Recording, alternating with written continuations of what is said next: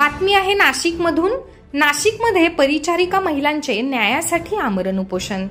नाशिक येथे परिचारिका महिलांच्या न्याय्य हक्कांसाठी सुरू असलेल्या आमरण उपोषणाला 12 आणि 13 तारखेला विशेष महत्त्व प्राप्त झाले आहे।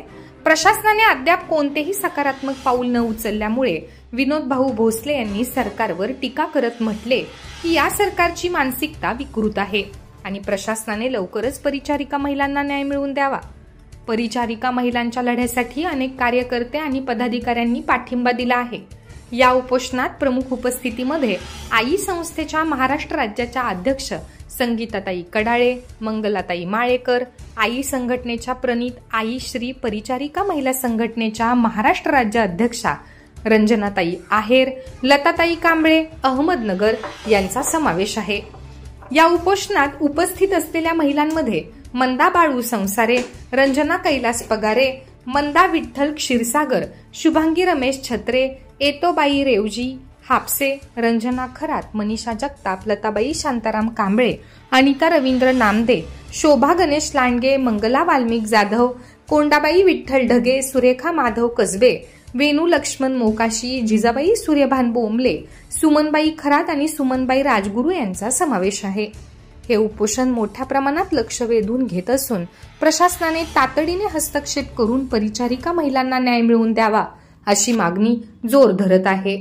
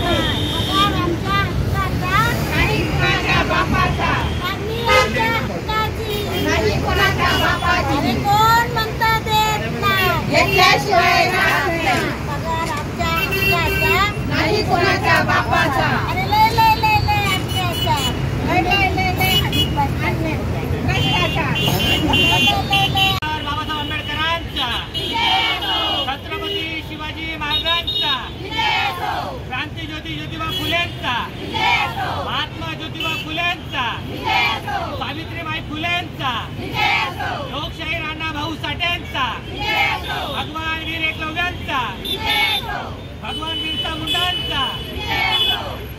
आणि या सरकारचं करायचं काय? आणि या सरकारचं करायचं काय? देवेंद्र फडणवीसचं करायचं काय? आणि एकनाथ शिंदेचं करायचं काय? आणि आरोग्यमंत्र्यांचं करायचं काय? आणि आरोग्यमंत्र्यांचं करायचं काय? आणि होश म्या, होश म्या, डंडा लेके, काठी लेके, डंडा लेके, काठी लेके, हर बोल मेरे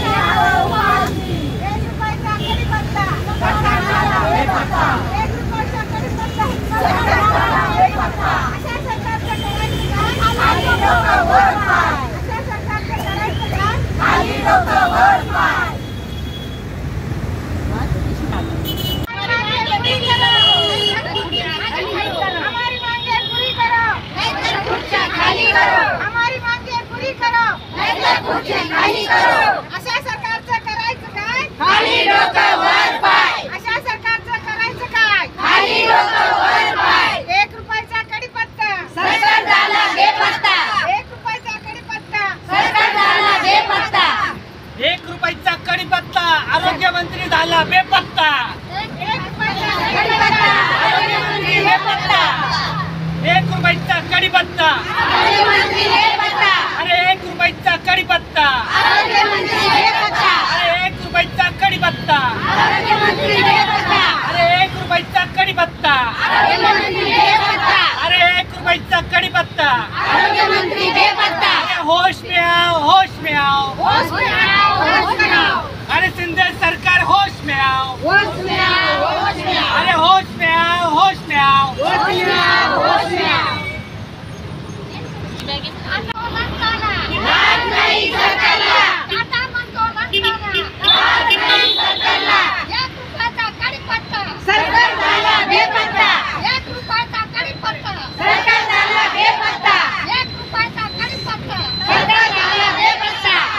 अरे या सरकारचं करायचं काय? खाली डोकं वर पाय, अरे या बुरट्या सरकारचं करायचं काय? खाली डोकं वर पाय,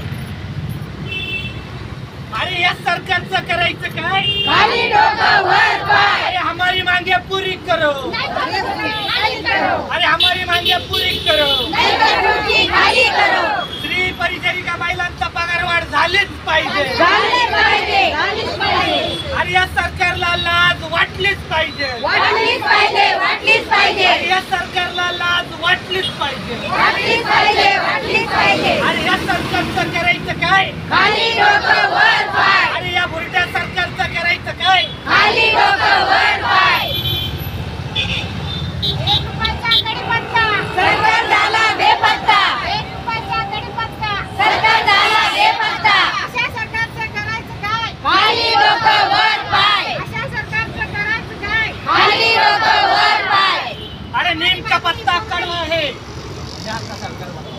अरे नीम का पत्ता कड़वा है, कडवा आहे, अरे नीम का पत्ता कड़वा है, या सरकार कडवा आहे. शासनाला माझं एवढंच म्हणणं आहे, आम्ही 50 रुपये रोजापासून काम केले, 50 रुपये महिन्यापासून काम केलेले, 50 रुपये पगारात वडळीला पगार घ्यायला जायचे. तिथून आल्यानंतर 30 रुपये तिकीट असताना मला जर साखरमध्ये वाटलं का आपण माझ्या मुलांना काय खायला न्यावं, तर मला तिथं 50 रुपये खर्च तर त्याच्याबद्दल मला घरच्या उत्तर होतील. आपण काय उत्तर द्यायचं घरच्यांना?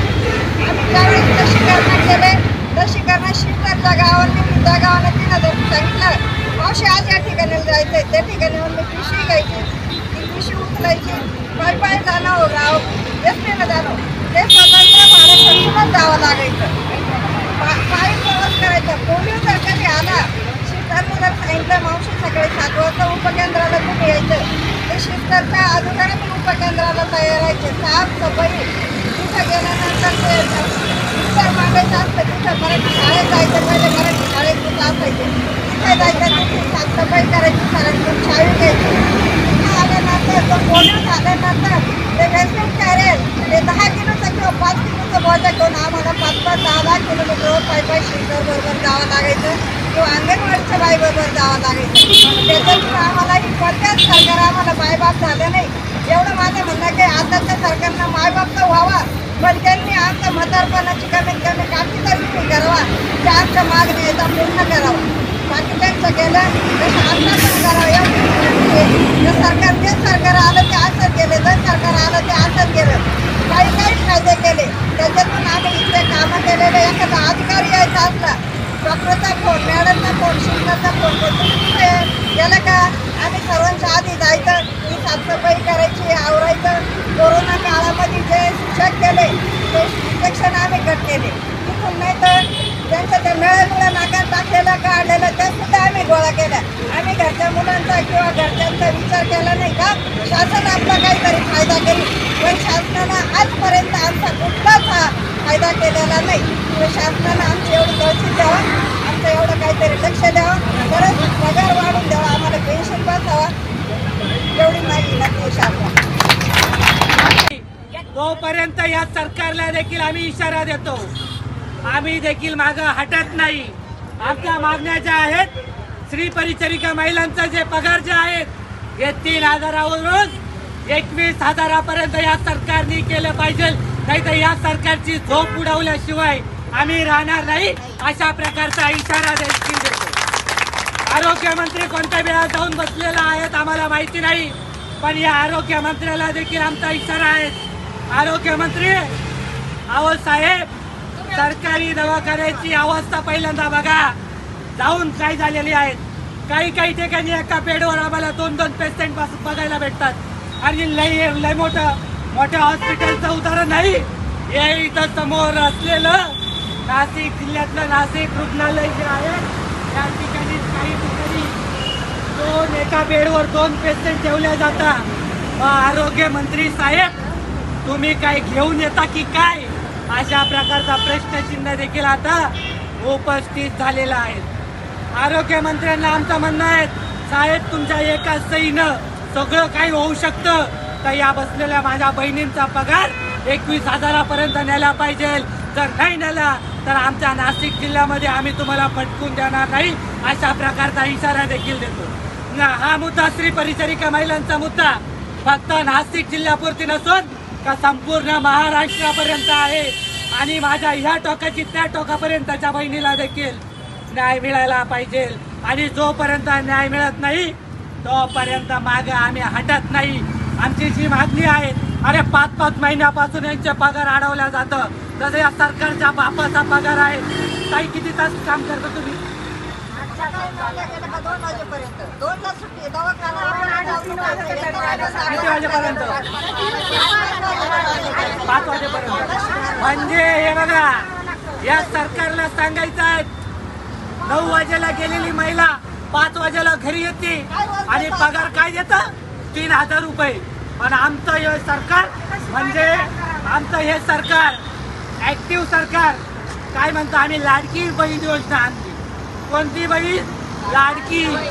या कोणाच्या बहिणी आहे तो? सावत्र आहेत का? सरकारला आम्हाला एक म्हणणं आहे, अरे सरकार, मायबाप सरकार, तुम्ही 1,500 रुपये देता ना, मग या बिचाऱ्या ज्या महिला काम करताना यांच्या पगारामध्ये देखील वाढ केली पाहिजे. आणि यांच्या पगारामध्ये जर वाढ केली नाही तर हे सरकारला देखील आमचं म्हणणं आहे, हे सरकार नसून हे बिनकामी सरकार आहे. आणि हे बिनकामी सरकारला आमचं म्हणणं आहे, स्त्री परिचारिका महिलांचे वेतन वाढ झालेच पाहिजे. ही मागणी देखील आम्ही ठेवलेली आहे. आणि या ठिकाणचा आरोग्य अधिकारी, नाशिक जिल्ह्याचा कोणता आरोग्य अधिकारी आहेत माहीत नाही. कदाचित तो झोपलेला आहेत का काय माहीत नाही. कदाचित त्यांना देखील वरतून प्रेशर आला असेल, म्हणतील की नको बाबा, या ठिकाणी स्त्री परिचारिका महिलांचं या ठिकाणी आंदोलन. आणि एकदा निपाडमध्ये आज निपाडमधली घटना घडली, सांगायला देखील लाज वाटते. स्त्री परिचारिका महिलांचा बॅनर पडला, त्यावर डॉक्टर बाबासाहेब आंबेडकरांचा फोटो होता, म्हणून त्या ठिकाणी बॅनर काढण्यात आला. मग त्या ठिकाणच्या न्यायव्यवस्थेला देखील आम्हाला सांगायचं आहे, अरे न्यायव्यवस्था झोपली का काय? जर या व्यवस्थेवर प्रश्नचिन्ह उपस्थित झालेलं आहे आणि याच्यात जर 24 तासाच्या आत जर या पोलीस यंत्रणेनं जो बॅनर फाडलेला आहे त्या बॅनर फाडणाऱ्याला जर अटक केली नाही तर आमच्याकडून देखील उद्रेक होऊ शकतो. आणि आमचा उद्रेक जर झाला याला जबाबदार महाराष्ट्र राज्याचे गृहमंत्री देवेंद्र फडणवीस स्वतः असतील. कारण की तुम्ही आमच्याच नाही तर संपूर्ण आंबेडकरी समाजाच्या भावना दुखावलेल्या आहेत. अरे 6 तासामध्ये तुम्ही बॅनर हटवता, लाज नाही वाटत या सरकारला? या सरकारची देखील आम्ही खित्ती खडाळ केल्याशिवाय राहणार नाही, अशा प्रकारचा इशारा देतो. आज या ठिकाणी वंदनाताई संसारे असेल, संगीताताई कडाळे असेल, अनिताताई पवार असेल, सुनीताताई पवार असेल, शालिनीताई टर्ले असेल, रंजनाताई आयर आहेत, अशा अनेक माझ्या भगिनी आहेत. आख्यांचं नाव घेता येणार नाही, घ्यायला लागलं तर त्यांना वेळ कमी पडेल. पण या सगळ्या यामध्ये आमच्या हरीश भाऊ असेल, हरिभाई कडाळे असेल, रामदेवजी कडाळे असेल, अशा अनेक जण या ठिकाणी उपस्थित आहेत. आमची मागणी फक्त या सरकारला जाग यावा आणि स्त्री परिचारिका आणि जोपर्यंत स्त्री परिचारिका महिलांचे पगार वाढ होत नाही, जोपर्यंत 21,000पर्यंत यांना पगार होत नाही आणि जोपर्यंत यांचे पगार वेळेवर करत नाही आणि जोपर्यंत आमच्या मागण्या पूर्ण होत नाही तोपर्यंत आमचं उपोषण हटत नाही, या सरकारला इशारा देतो. आणि बोलताना माझ्याकडून कोणाच्या भावना दुखावल्या असेल बोलताना माझ्याकडून कोणाच्या भावना दुखावल्या असेल तर मुळात मी कोणाची माफी मागत नाही. मी माझ्या मताशी ठाम आहेत आणि या बीजेपी सरकारचा आम्ही निषेध करतो. जय भीम, जय आदिवासी, जय शिवराय.